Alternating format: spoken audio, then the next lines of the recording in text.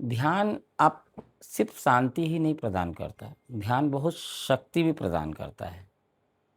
वो इतने सूक्ष्म है जो दिखाई नहीं देती और वो गोपनीय है, मगर बहुत दिव्य शक्तियाँ आपके अंदर ध्यान पैदा कर देती हैं। कैसे इसको समझें? हमारे शरीर में 7 चक्र हैं, जिसको हम कुंडलिनी कहते हैं। उसमें रीढ़ की हड्डी के साथ-साथ ऊर्जा का एक प्रवाह है, जिसे हम एक 7 ऐसे चैनल्स हैं, जिनको हम कुंडलिनी कहते हैं। तो जो सबसे नीचे का जो बेस आधार चक्र है, उसको हम बोलते हैं मूलाधार चक्र। मूलाधार चक्र में एक एक उसकी एक खास गुण है, उसकी एक विशिष्टता है। जैसे किसी का मूलाधार चक्र अगर जागृत रहता है, एक्टिव हो जाता है, तो उसके अंदर में बहुत स्टेबिलिटी रहेगी, पहली बात, बहुत स्थिरता होगी। दूसरा, उसके अंदर में बहुत साहस होगा, भय नहीं होगा। अगर मूलाधार चक्र इम्बैलेंस है, तो बहुत भयभीत होगा और अनस्टेबल होगा। एक चक्र के नेगेटिव गुण भी हैं, पॉजिटिव गुण भी हैं। अगर चक्र प्रॉपर पॉजिटिव साइड एक्टिव है, तो वो बहुत स्टेबल होगा और बहुत साहसी होगा। और मूलाधार चक्र अगर नेगेटिव साइड होगा, वो कहीं न कहीं आदमी को हमेशा जीवन भर भयग्रस्त रखेगा और अस्थिर मति देगा। अस्थिर मतलब उसका जो मन है, वो चंचल होगा और पल-पल बदलते रहेगा। वो कहीं भी अपने आप को एकाग्र नहीं कर पाएगा। वैसे ही दूसरा चक्र है। दूसरा चक्र जो है, वो हमारा स्वाधिष्ठान चक्र है, जो नाभि के जस्ट नीचे में होता है, स्वाधिष्ठान चक्र। इस चक्र की खासियत क्या है? ये बहुत, यहीं से जितनी भी हम क्रिएटिविटी जीवन में है, जो भी क्रिएटिविटी दिखाई देती है, चाहे वो कला हो, संगीत हो, गीत हो, वो सब वहीं से पैदा होती है, स्वाधिष्ठान चक्र से।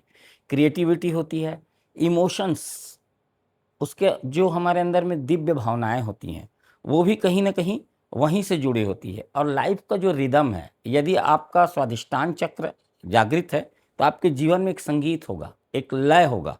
और यदि स्वाधिष्ठान चक्र आपका जागृत नहीं होगा, तो आपके अंदर में कोई रचनात्मकता नहीं होगी, क्रिएटिविटी नहीं होगी, आप कुछ नया क्रिएट ही नहीं कर पाएँगे और न ही आपके लाइफ़ में कोई रिदम होगा और न ही कोई आपके अंदर में गहरी संवेदना होगी। तो दूसरा जो चक्र है, वह स्वाधिष्ठान चक्र है।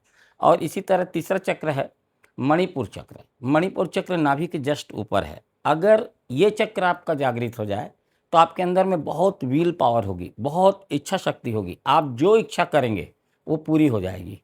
क्योंकि हमारी सभी इच्छाएँ या हमारे जीवन में जो कुछ भी घट रहा है, वो सब हमारी इच्छाओं का ही परिणाम है।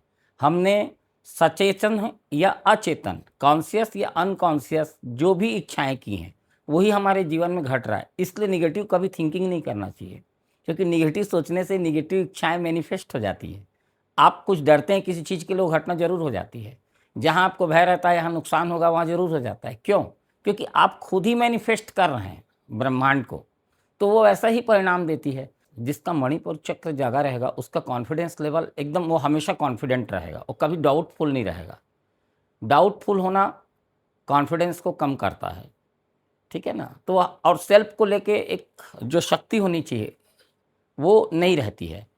और अगर वो चक्र जाग गया, तो उसके अंदर भरपूर आत्मविश्वास होगा। स्वयं को लेकर उसके अंदर में कोई भाव, नकारात्मक भाव नहीं होंगे। अलग-अलग चक्रों की एक अलग-अलग गुणवत्ता है। जैसे अनाहत चक्र है, ये हार्ट के पास है, चौथा चक्र।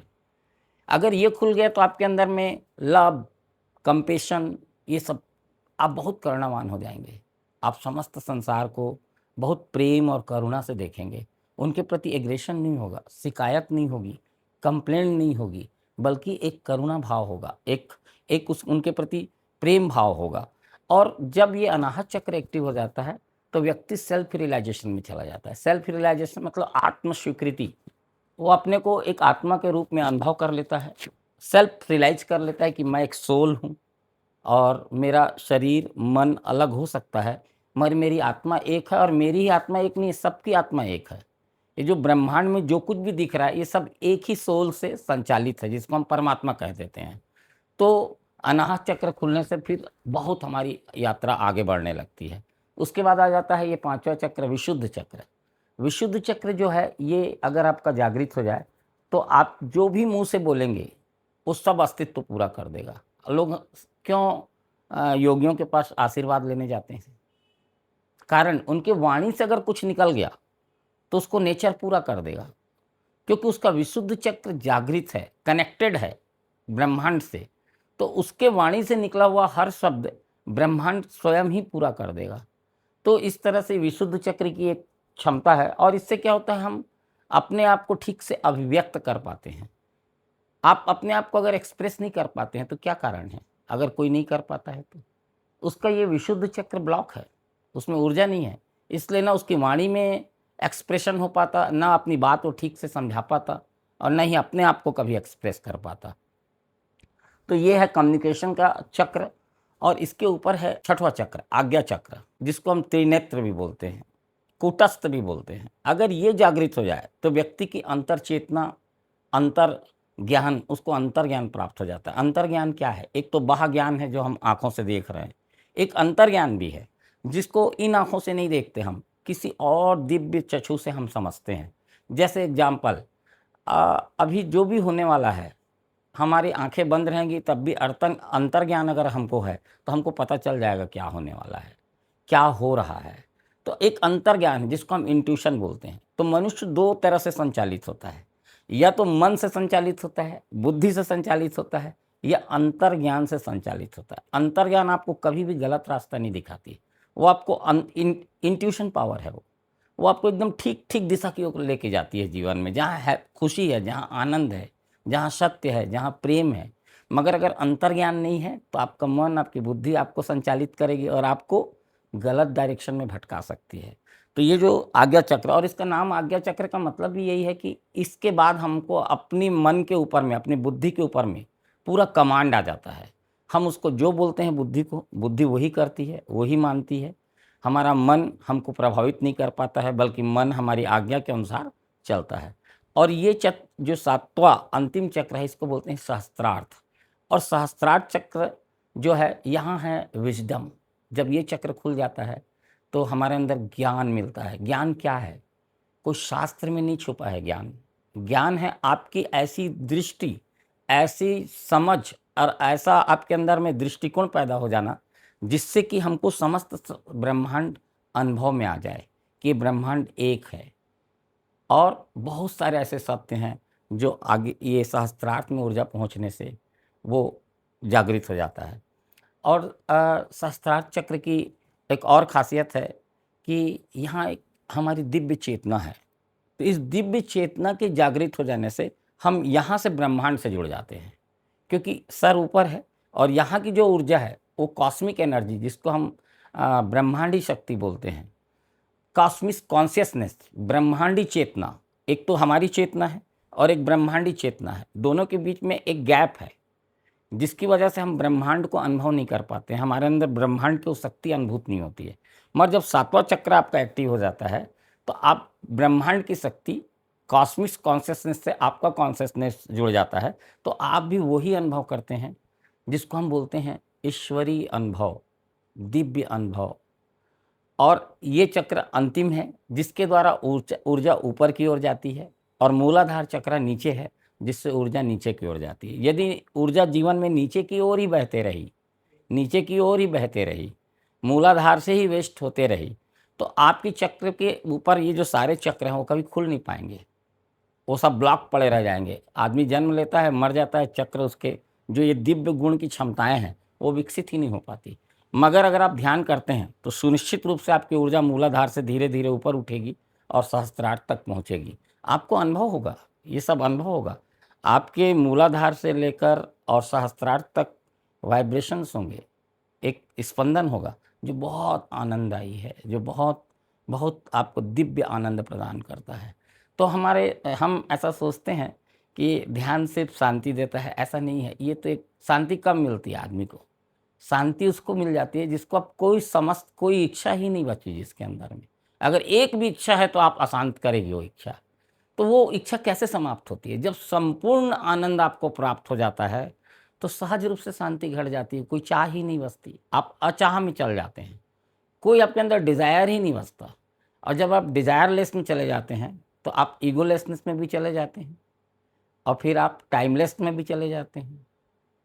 और आप समय शून्य हो जाते हैं और फिर आप परम आनंद में डूबे रहते हैं। तो ये एक यात्रा है, ध्यान अपने चक्रों को जगाने के लिए, कुंडली जागृत करने के लिए एक उपाय है, एक ढंग है। और ध्यान के बहुत सारे प्रकार हैं, मगर सभी प्रकारों का जो मूल गुण है वो यही है कि ऊर्जा का रूपांतरण, जो नीचे से ऊर्जा बह रही है वो ऊपर की ओर जाना। मूलाधार चक्र जो सबसे निचला चक्र है वो बहुत इंपॉर्टेंट चक्र है। मैं तो कहता हूँ आज्ञा चक्र से भी ज़्यादा इंपॉर्टेंट मूलाधार चक्र है, क्योंकि आपका वो नीचे का गेट है, आपकी ऊर्जा नीचे की ओर जा रही है। अब मूलाधार चक्र को ही आपने संयमित कर लिया। संयमित का मतलब दमन नहीं करना है। ध्यान के द्वारा अपनी ऊर्जा को मूलाधार चक्र से अगर आपने ऊपर फेंक दिया तो सबसे पहला घटना तो ये घटेगा कि आपके अंदर में अभय पैदा होगा, आप बहुत साहसी हो जाएंगे, आपका भय मुक्त हो जाएंगे। दूसरा, आप में बहुत स्टेबिलिटी आ जाएगी, आपके विचार, आपका जीवन, आपके भाव पल पल नहीं बदलेंगे। खाली स्टेबिलिटी आ जाने से ही और भयमुक्त हो जाने से ही जीवन आनंदित होना शुरू हो जाता है। तो एक चक्र, मूलाधार चक्र सिर्फ सक्रिय हो जाए, जबकि होता ये है कि लोगों का मूलाधार चक्र ही गड़बड़ होता है। तो ध्यान से मूलाधार चक्र सबसे पहले इस्टेब्लिश होता है। इसीलिए ध्यान ब्रह्मचर्य का बड़ा मूल्य है। मूल्य यही है कि अगर ब्रह्मचर्य का साधना हम करते हैं तो कहीं न कहीं हमारी मूलाधार की ऊर्जा वहाँ संग्रहित होती है। मगर सिर्फ ब्रह्मचर्य करेंगे और आप ध्यान नहीं करेंगे तो वही ऊर्जा आपको विकृति प्रदान कर देगी। काम भाव से भर जाएँगे आप मानसिक रोगी हो जाएँगे, आप बहुत विकृत स्थिति में चले जाएँगे। तो आपको ध्यान करना पड़ेगा। ऊर्जा को सिर्फ रोकना ही नहीं है, ऊर्जा को ट्रांसफ़ॉर्म करना है, ऊपर भेजना है, यहाँ तक भेजना है, आज्ञा चक्र तक भेजना है, अनाहत तक भेजना है। तो इसके लिए ध्यान बहुत ज़रूरी है और ध्यान की बहुत सारी विधियाँ हैं जो ऐसा कर पाने में समर्थ है। तो ध्यान का जो लास्ट परिणाम है वो आनंद और शांति तो है ही, परम शक्ति की अनुभूति भी है। वो एक इतनी सूक्ष्म शक्ति है कि जिसका प्रदर्शन नहीं होता। मटेरियलिस्टिक शक्ति जो है वो विध्वंसकारी हैं, वो तोड़ती हैं चीज़ों को। मगर जो आंतरिक शक्तियाँ हैं वो आपको सहज बनाती हैं, सरल बनाती हैं, शांत बनाती हैं, कंपैशनफुल बनाती हैं। वो आपको तोड़ती नहीं हैं, वो आपको डिस्ट्रॉय नहीं करती। इसलिए जिस व्यक्ति के अंदर में इस तरह की शक्तियाँ आ जाती हैं, आप उनको बाहर से पहचान भी नहीं पाते हैं, क्योंकि वो बहुत शांत होते हैं। उनको उन शक्तियों से वो प्रभावित नहीं है। वो शक्तियाँ मिल गई हैं उनको, उसको एन्जॉय करते हैं, मगर वो उससे प्रभावित नहीं है, ना ही उस चीज़ को दिखावा करते हैं, है ना? तो ध्यान शांति भी है, ध्यान आनंद भी है, ध्यान दिव्य प्रेम भी है। और ध्यान आपके संपूर्ण होने में, ध्यान है तो सब है और ध्यान नहीं तो कुछ भी नहीं।